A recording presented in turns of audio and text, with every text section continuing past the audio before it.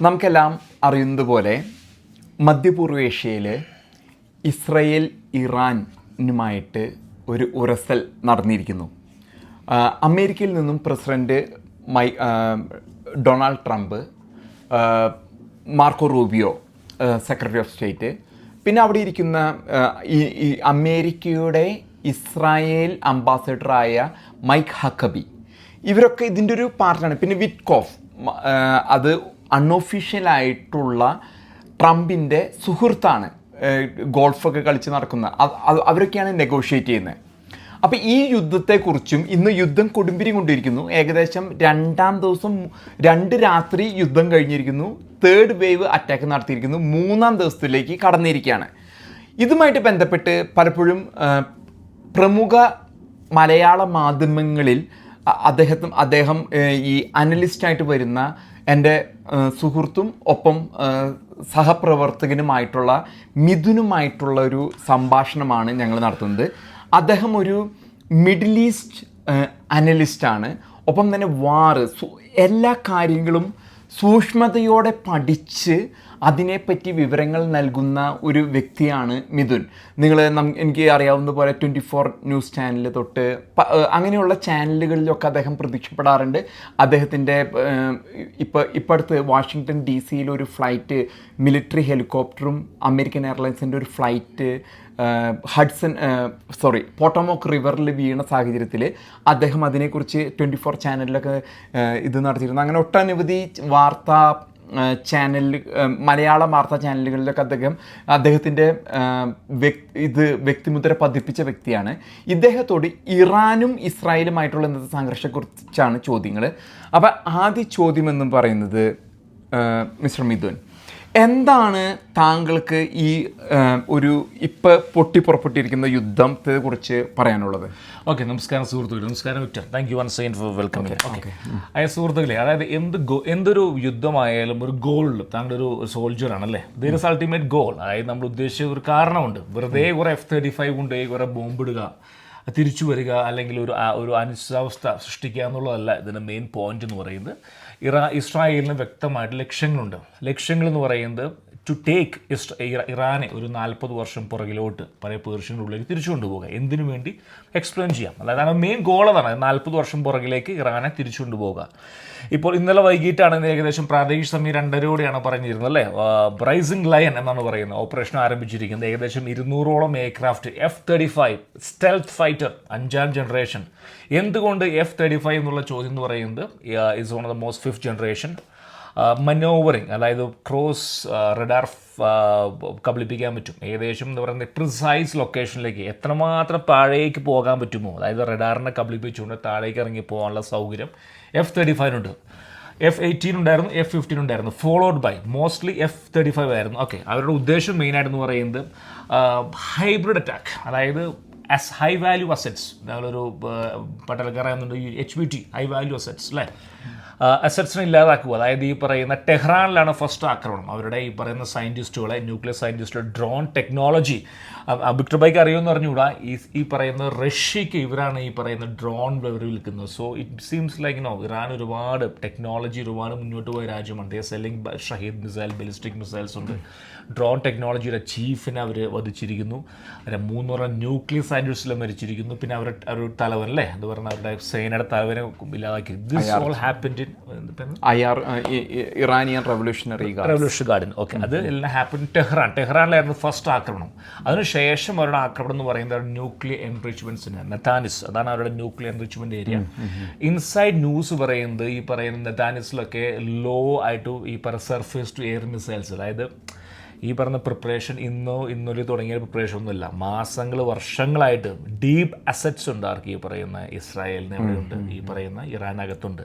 പലരും പറഞ്ഞ ഡ്രോണുകൾ, അതിനെക്കുറിച്ച് നമുക്ക് അറിഞ്ഞ ഡ്രോൺസ് ഉണ്ടായിരുന്നു. അത് അങ്ങനെയൊക്കെ, ബട്ട് എൻഡ് ടു എൻഡ് ഇത് കൺഫേം ആയിട്ട് പറയുന്നത് is all like air to surface missiles ആണ് F-35. സോ ഈ പറഞ്ഞ ജനറൽസുള്ള സമയം എല്ലാവർക്കും വളരെ വ്യക്തമായിട്ട് അറിയാം. അവർ ടെഹ്റാനിൽ ഫസ്റ്റ് അറ്റാക്ക്, അതിനുശേഷം നെതാനിസിലേക്ക് പോയിരിക്കുന്നത് ന്യൂക്ലിയർ എൻറിച്ച്മെന്റ് ഫെസിലിറ്റി F-18 വെച്ചിട്ട് സ്കാൽപ് മിസൈൽസ് വെച്ച് ഇല്ലാണ്ടാക്കിയിരിക്കുകയാണ്. അതിനുശേഷം അവർ പോയിരിക്കുന്നത് ബലിസ്റ്റിക് മിസൈൽസുകൾ. ഈ ബലിസ്റ്റിക് മിസൈൽസൊക്കെ പോസ്റ്റ് ചെയ്തിരിക്കുന്നത് ഇറാഖിൻ്റെ തീരത്താണ്, ഇറാഖിനോട് ചേർന്നിരിക്കും. കാരണം എന്തിനാണ് ക്വൈറ്റ് കോമൺ അവിടെ നിന്ന് അടിച്ച ഇസ്രായേലിലേക്ക് എത്തിക്കാമല്ലോ. അതുകൊണ്ട് രണ്ടാമത്തെ അറ്റാക്ക് നടന്നിരിക്കും, മൂന്നാമത്തെ അറ്റാക്ക് നടന്നിരിക്കുന്നത് ഇവരുടെ ഏരിയയിൽ ബോർഡറിൽ, ഇറാഖിന്റെ ബോർഡറിൽ ടു ടാർഗറ്റ് ബാലിസ്റ്റിക് മിസൈൽസുകളും ശേഖരം തന്നെ ഇല്ലാണ്ടാക്കിയിരിക്കുകയാണ്. ഒരു കാര്യം വ്യക്തമാക്കി പറഞ്ഞേ പറ്റൂ, അതായത് ഇറാനെ ഹെൽപ്പ് ചെയ്തിരിക്കുന്നത് ഈ പറയുന്ന നോർത്ത് കൊറിയയും ചൈനയാണ്. അതായത് ഈ ബാലിസ്റ്റിക് മിസൈൽസുകളുടെ എൻജിൻ വരുന്നത് നോർത്ത് കൊറിയ. ഓക്കെ, അതോടൊപ്പം തന്നെ ബാലിസ്റ്റിക് മിസൈലിന്റെ ഫ്യൂവൽ, എനർജി കിട്ടുന്ന ഈ പറഞ്ഞ ഫ്യൂവൽ വരുന്ന സൾഫർ പെർക്കുലേറ്റ് വരുന്നത് ചൈനയിൽ നിന്നാണ്.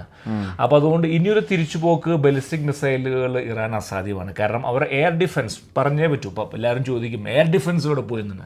അവരുടെ എയർ ഡിഫൻസ് എന്ന് പറയുന്നത് S-300 ഇന്ത്യയുടെ S-400 ഇന്ത്യയുടെ കയ്യിലുണ്ട് അല്ലെ, നമ്മളെല്ലാം കണ്ട റഷ്യൻ മെയ്ഡ്. ഇപ്പോൾ S-500 പ്രൊഡക്ഷൻ ഇന്ത്യ നടക്കാൻ പോവാണ് വിത്ത് റഷ്യൻ ടെക് ഹെൽപ്പ്. S-300 അത് അടിക്കാൻ വേണ്ടിയാണ് F-35 വന്നിരിക്കുന്നത്. F-35 താഴേക്ക് എത്രമാത്രം താഴേക്ക് ഇറങ്ങിപ്പോയി air defence, 3 layer of air defence ഉണ്ട് അവർക്ക്. ഒന്ന് ഫസ്റ്റ് എന്ന് പറയുന്നത് നമ്മുടെ ഈ പറയുന്ന S-300, പിന്നെ ശേഷം അവർക്ക് സന്ദേശം വികസിപ്പിച്ച് 2-3 ആകാശപോലെ അവർക്കുണ്ട്. F-35 is taken everything. Next is what? F-18 F-15 കൊണ്ട് ഈ പറയുന്ന ഹൈ വാല്യൂ അസസ് ഇല്ലാതാക്കിയിരിക്കും. This what happen. അതാണ് അവരുടെ ആക്രമണ രീതി പറഞ്ഞിരിക്കുന്നത്. പറയും സാർ. ഇനിയിപ്പോൾ നമ്മൾ താങ്കൾ പറഞ്ഞ പോലെ F-35ൻ്റെ 5th ജനറേഷൻ ഫൈറ്റർ ജെറ്റിൻ്റെ സ്റ്റെൽത്ത് കാപ്പബിലിറ്റീസും മറ്റ് കാപ്പബിലിറ്റീസും, അതിൻ്റെ മറ്റൊരു പ്രത്യേകത താങ്കൾ വിട്ടുപോയതെന്ന് വെച്ചാൽ അതിന് ഒരു റൺവേന്ന് ടേക്ക് ഓഫ് ചെയ്യേണ്ട ആവശ്യമില്ല. ഇൻസ്റ്റന്റ്ലി വന്ന് ഇറങ്ങാം, പൊന്താം. ഒരു റൺവേയുടെ ആവശ്യം അതിന് വരുന്നില്ല. ഇനി താങ്കളിപ്പോൾ യുദ്ധമായിട്ടുള്ള ടെക്നിക്കൽ വിവരങ്ങളാണ് ഇതുവരെ നൽകിയത്. F-35 അടിക്കുന്നു, F-18 F-16 മുതലായ ഫ്ലൈറ്റുകളെ പറ്റിയാണ് താങ്കൾ പ്രതിപാദിച്ച വിഷയം എന്ന് പറഞ്ഞത്. ഇനി താങ്കളോട് ഞാൻ ചോദിക്കുന്ന വിവരം, താങ്കൾ യുദ്ധത്തിൽ നിന്ന് മാറിയിട്ട് ഡിപ്ലോമാറ്റിക് ആയിട്ട് ട്രംപ് എന്തൊക്കെയോ പറയുന്നു, അതിന് പിന്നാലെ മാർക്കോ റൂബിയോ നമുക്ക് കുറ്റം പറയാൻ പറ്റില്ല. കാരണം അദ്ദേഹം ഒരു വളരെ സെക്രട്ടറി ഓഫ് സ്റ്റേറ്റ്, അത് വളരെയധികം ഉത്തരവാദിത്തോടെയാണ്. കാരണം ട്രംപിൻ്റെയും ഈ പറഞ്ഞ ഇതിൻ്റെ ഇടയിൽ കിടന്ന് കളിക്കുന്ന ഒരാളാണ് ഇത്. അപ്പം ട്രംപ് ഒരു ദിവസം പിച്ചും പേയും പറയുന്നു, പിറ്റേ ദിവസം. അപ്പം എന്താണ് ട്രംപിൻ്റെ വാലിഡിറ്റി, എന്താണ് ട്രംപ് പറയുന്ന കാര്യങ്ങൾ, അതിലെത്രമാത്രം പ്രാധാന്യം, അത് ട്രംപാണോ അവസാന വാക്ക്, അതോ അതിന് പിന്നിൽ വേറെ ആരെങ്കിലും നിന്ന് കളിക്കുകയാണോ? ഓക്കെ, ഫസ്റ്റ് ചോദ്യം 1 by 1 എടുക്കാം താങ്കളുടെ. അതായത് ട്രംപ് പിച്ചും പേയും പറയുകയാണെന്നുള്ളത്, അതിനെക്കുറിച്ച് ഞാൻ വ്യക്തമായി പറയാം. ട്രംപിന് അറിഞ്ഞുകൂടാ ട്രംപിന് എന്താ വേണ്ടതെന്ന്. കാരണം വേറെ ഒന്നുമല്ല. ഇപ്പോൾ താങ്കൾ ഒരു ഭാഗം താങ്കളെ ഒരു ആർമിയിൽ ഒരു യൂണിറ്റിൻ്റെ ചീഫാക്കി എന്ന് വിചാരിക്കും. ഓക്കെ, താങ്കൾ ചീഫായി താങ്കൾ ഒരുപാട് പ്രതീക്ഷയോടെ താങ്കൾ ചെല്ലുകയാണ്. അവിടെ എൻ്റെ അടുത്ത് താങ്കൾക്ക് 4 സ്റ്റാർ 5 സ്റ്റാർ കിട്ടി, അവിടെ ചെന്നിരിക്കുമെന്ന് വിചാരിക്കുന്നു. പക്ഷെ അവിടെ ചെന്നിരിക്കുമ്പോൾ താങ്കളുടെ കസേരയൊക്കെ അവിടെ ഉണ്ട്, പൊസിഷൻ കൊണ്ട് ശമ്പളം കിട്ടും. പക്ഷെ താങ്കൾ ഒരു പേപ്പർ സൈൻ ചെയ്ത് കൊടുത്തു, ഇന്ന് മുതൽ ഇവിടെ 100 പണിക്കാർ വേണ്ട. അപ്പോൾ ഒരു കൂട്ടം ആൾക്കാരൊന്ന് പറയാണ്, ഇവിടെ തീരുമാനിക്കുന്നത് ഞങ്ങൾ, താങ്കളോട് ഇരുന്നാൽ മതി, ശമ്പളം കിട്ടും, എല്ലാം കിട്ടും, റബ്ബർ സ്റ്റാമ്പ്. അപ്പോൾ എന്താ പ്രശ്നം എന്ന് വെച്ച് കഴിഞ്ഞാൽ താങ്കൾക്ക് ഈഗോ ഉള്ള വ്യക്തി എന്നല്ലേ, ഈഗോയ്ക്ക് ഒരു കുറവുമില്ല. അപ്പോൾ താങ്കൾ എന്ത് ചെയ്യും? എന്തെങ്കിലും പിച്ചും വിളിച്ചു പറയും അല്ലേ? താങ്കൾക്ക് പറയാനേ പറ്റൂല. പറഞ്ഞാൽ എന്തുണ്ടാവും? താങ്കളുടെ ജീവനല്ല കംപ്ലീറ്റ്ലി അല്ല, താങ്കളുടെ ജീവൻ മാത്രമല്ല താങ്കളുടെ കൂടെയുള്ള ആൾക്കാരെ പലതിനും അപകടം വരുന്നുണ്ട്. താങ്കൾ എന്ത് ചെയ്യും? ഒന്നും പുറത്തു സത്യം പറയാനും പറ്റൂല. പക്ഷേ താങ്കൾ എന്തെങ്കിലും പിച്ചും പേയും പറയൂ. സത്യമല്ലേ? അതിലുണ്ടാവുന്ന വിക്ടർ ഭായ് താങ്കളെ അവസ്ഥയിലേക്ക് ഒന്ന് കൊണ്ടുവരി എത്തിക്കുക. താങ്കളൊരു ജനറൽ ആയി ചെന്നു എന്ന് വിചാരിക്കുക. പക്ഷെ താങ്കൾക്ക് പവർ ഇല്ലാത്തൊരവസ്ഥയില്ല, പക്ഷെ ഈഗോ ഉണ്ട്. എന്ത് ചെയ്യും? എന്നോട് വ്യക്തമായി താങ്കൾ പറഞ്ഞത് യോജിക്കുകയാണ്. കാരണം ഇതുമായിട്ട് ബന്ധപ്പെട്ട ഒരു ഉദാഹരണം ഞാൻ പറയാനുള്ളത്, അദ്ദേഹം കഴിഞ്ഞ തവണ അധികാരത്തിലേറിയ സമയത്ത് 2016 കാലഘട്ടത്തിൽ, അപ്പൊ 2016 ഇലക്ഷന്റെ പ്രചാരണം നടക്കുന്ന വേളയിൽ അന്ന് റഷ്യൻ കൊലീഷൻ എന്നൊരു വിവാദം വന്നു. അപ്പൊ ട്രംപ് ന്യൂയോർക്കിലുള്ള 5th അവന്യൂവിലുള്ള ട്രംപ് ടവറിൽ ഇരുന്നിട്ട് റഷ്യക്കാരായിട്ടൊക്കെ ചർച്ച ചെയ്തിരുന്നു. പക്ഷെ അതൊരു ഇതായിട്ടുള്ള ക്രൈമായിട്ടുള്ള രീതിയിലേക്ക് പോയിരുന്നില്ല, അമേരിക്കക്കെതിരെയുള്ള യുദ്ധമായിട്ട് പോയിരുന്നില്ല. അത് കഴിഞ്ഞിട്ട് അദ്ദേഹം അധികാരത്തിൽ വന്നതിന് ശേഷം വന്ന് പറയായിരുന്നു, ദാറ്റ് സിക്ക് ഗൈ ടാപ്ഡ് മൈ ഫോൺ. ഒബാമ അദ്ദേഹത്തിന്റെ ഫോൺ ചോർത്തിന്നാണ് പറയണേ. രാഷ്ട്രീയക്കാരല്ലാത്തതുകൊണ്ടായിരിക്കും അങ്ങനെ പറയുന്നത്. അല്ല, അതിനുശേഷം FBI-യും CIA-യും അവരൊക്കെ വന്നിട്ട് തിരുത്തേണ്ടി വന്നു, ഞങ്ങൾ ഫോൺ ചോർത്തുന്നില്ല എന്നുള്ള. അപ്പം പറഞ്ഞു വരുന്ന സംഭവം എന്ന് പറയുന്നത് എന്താ പറയുന്നത്, ഈ ശരിക്കും പറഞ്ഞാൽ ഇസ്രായേലിനെ ശരിക്കും പറഞ്ഞാൽ ഇതിലേക്ക് വലിച്ചു ഇഴക്കുകയായിരുന്നു. കാരണം to be very frank let me tell you one thing, എല്ലാ പ്രേക്ഷകരും പറയാണ്, അതായത് ഇറാന്റെ ബാലിസ്റ്റിക് മിസൈൽസുകൾ it's a danger. Okay now ഇന്ന് ഏകദേശം 100-200 ബലിസ്റ്റിക് മിസൈൽസ് അല്ലേ തൊടുത്തു വിടുന്നു പറയുന്നത്. 3 waves of missiles. 3 waves അവർ, അതായത് 90% അയൺ ഡോമിന്റെ ഈ ഫലവത്ത്. 100% അവർക്ക് ഒരിക്കലും നമുക്ക് എന്താ പറയുക ഇൻകമിങ് മിസൈൽസ് തടുക്കാൻ സാധിക്കില്ല. 10% എങ്ങനെയെങ്കിലൊക്കെ തടുപ്പോ കയ്യിൽ. അല്ല, അവരുടെ കയ്യിൽ വേറൊരു കാര്യം ഇതിനോട് കൂട്ടിച്ചേർക്കാനുള്ളത്, അയൺ ഡോമിനോടൊപ്പം ഡേവിഡ് സ്ലിംഗ് എന്ന് പറഞ്ഞിട്ട് ഒരു ഡിഫൻസ് സിസ്റ്റം ഉണ്ട്. ഒപ്പം തന്നെ പാട്രിയോട്ട് സിസ്റ്റം അവിടെ കപ്പലുകൾ നിർത്തിയിട്ട് പ്രതിരോധിക്കുന്നുണ്ട്. അതും ഐ അഗ്രി വിക്ടർ ഭായ്. എന്ത് എടുത്താൽ പോലും 90% മാത്രമേ സക്സസ് റേറ്റ് ഉള്ളൂ. 10% സംഹൗ വിൽ ഗെറ്റ് അലോങ്. ഇപ്പൊ നമ്മൾ കണ്ടതല്ലേ, ഹൂതികൾ അവിടെ നിന്ന് വിടുന്ന് കണ്ടല്ലേ, ചില ഡ്രോണുകൾ അകത്ത് കയറുന്ന കണ്ടതല്ലേ.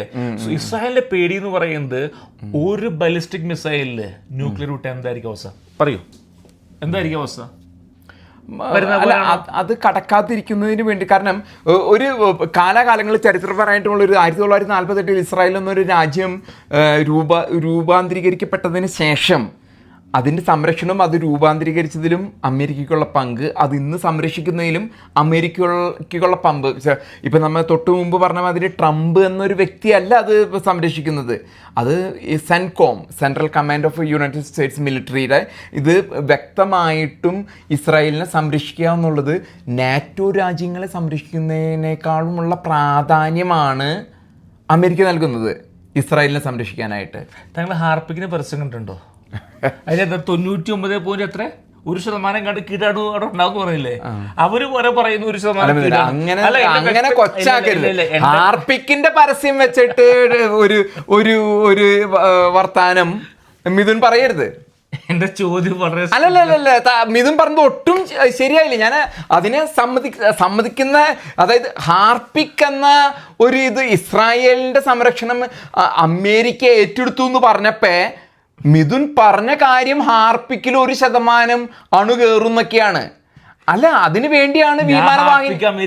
അല്ലല്ല മിഥുനെ, വിമാനവാഹിനി കപ്പൽ വെച്ചിട്ട് അവിടെ കൊണ്ടു നിർത്തിയിട്ട് ഇസ്രായേലിനെ സംരക്ഷിക്കാനായിട്ടാണ്. അതൊരു അവഹേളനമാണ്. അതായത് നമ്മൾ സംസാരിക്കുന്നതിന് വിപരീതമായിട്ടുള്ളൊരു കാര്യമാണ് മിഥുൻ ഇപ്പൊ തന്നെ പറഞ്ഞത്.